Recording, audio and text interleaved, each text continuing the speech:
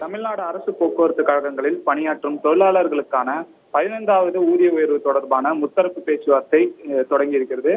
அதாவது ஓய்வு பெற்ற தொழிலாளர்களுக்கான அகவிலைப்படி உயர்வு, பாலிசிதாரர்களுக்கு வேலைவாய்ப்பு உள்ளிட்ட 6 அம்ச கோரிக்கைகளை வலியுறுத்தி தொடர்ச்சியாக இந்த பேச்சுவார்த்தை நடைபெற்று வருகிறது.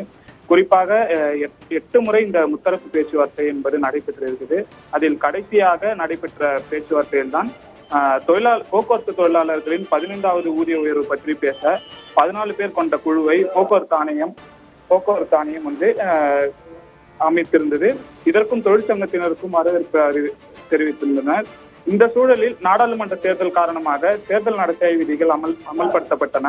இதனையடுத்து பேச்சுவார்த்தை நடத்த முடியாமல் போன சூழலில் தற்போது மீண்டும் பேச்சுவார்த்தை நடைபெறுகிறது. தேனம்பேட்டையில் உள்ள டிஎம்எஸ் வளாகத்தில் தொழிலாளர் நலத்துறை இணை ஆணையர் ரமேஷ் அவர்கள் தலைமையில் இந்த பேச்சுவார்த்தை என்பது நடைபெற்றிருக்கிறது. இதில் 27 தொழிற்சங்கங்கள் சார்ந்த நிர்வாகிகள் மற்றும் அனைத்து போக்குவரத்து மேலாண்மை இயக்குநர்களும் பங்கேற்றுள்ளனர். ஆபரகம். தகவலுக்கு நன்றி தீனா.